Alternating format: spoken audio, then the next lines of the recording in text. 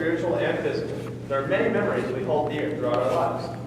Just think of a moment in your mind that's been with you seemingly forever, such as a time where you got your head stuck in the stair rail at home, or maybe a moment where you feel unbridled joy, like getting candy from a grandparent. All of these things are something that directly happened to you. However, we can also remember things we never saw or experienced, like the American Revolution or the attack on Pearl Harbor, or the greatest to ever live, Jesus Christ. He is an example of something we have not seen or experienced, but it directly impacts our lives and our eventual deaths. We do a lot of things to remember people, schoolwork, and chores in need of doing, but what do we do to remember him? Well, one of the most obvious things we do is we partake in the Lord's Supper on the first day of the week. After all, Christ established the supper so that we have the opportunity and privilege to remember him. If we don't treat it like a privilege, it soon becomes a task that we don't actively think about in our daily lives. This causes us to lose sight of its purpose, remembering Jesus Christ. We cannot take this opportunity for granted, and as it says in 1 Corinthians 11:27, whoever therefore eats the bread or drinks the cup in an unworthy manner will be guilty concerning the body and blood of the Lord. Because we lose sight of our purpose, we will be condemned. Remembrance is the key to eternal salvation. I'd like to take a moment to talk about someone I lost. My father died a few years ago, and it's had a large impact on me and my family. Now, I won't dwell on that, but I would just like to explain a few things that I do to remember him. For example, he loved the outdoors, so I go camping, backpacking, and hiking whenever I can. He was a handyman. Whenever I need to, I'll use his tools, even the old rusty ones. I also drive his truck. These are just a few examples, and I'm sure you want me to get to the point.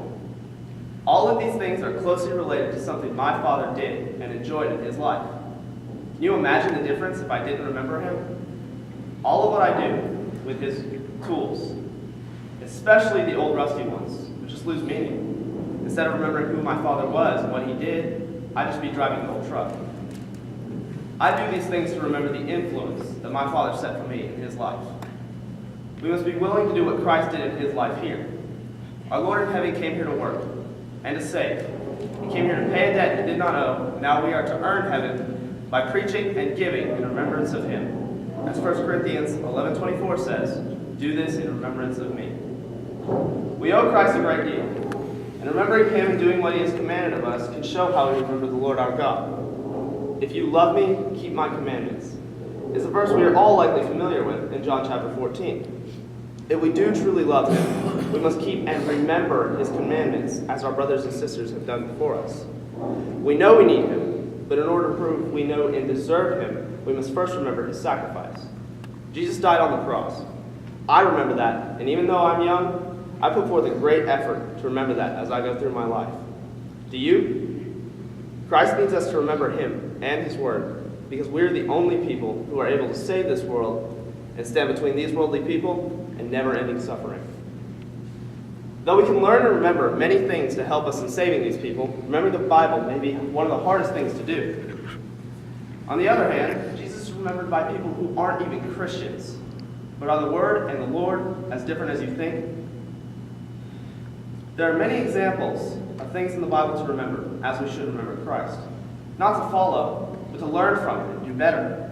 Judas, who was driven by money and worldly possessions, met a cruel, self-inflicted fate because of his betrayal of Jesus. Cain, driven by jealousy, killed his own brother. Satan, driven by the most pure hatred, started the downfall of man. In history, there are many horrible and grotesque things that we learn about. Have you ever questioned why? There's a phrase I'd like to quote, and it says, "Those who do not learn from history are doomed to repeat it." The Bible is no exception to this, and there are many instances in history that prove this true. Many movements and wars in history are nearly identical to others at other points in time. We must be careful not to act out of envy, greed, or any kind of hatred, or else we will be repeating the history made by temptation and sin. John chapter 1, verse 1 states, "In the beginning there was the Word, and the Word was with God, and the Word was God." Jesus is the Word, and we must remember him. Through this, by remembering him, we can remember the Bible, not just all we are to do, but what we are not to do. Memory is a wonderful and powerful thing, and I thank God for mine. I can remember my life, what I've done or seen, where I've been, and what I've felt. But I can also remember the Lord and what he did for me. However, even when the storm clouds roll, we must remember those times in order to learn from those mistakes and shortcomings and become a child of God.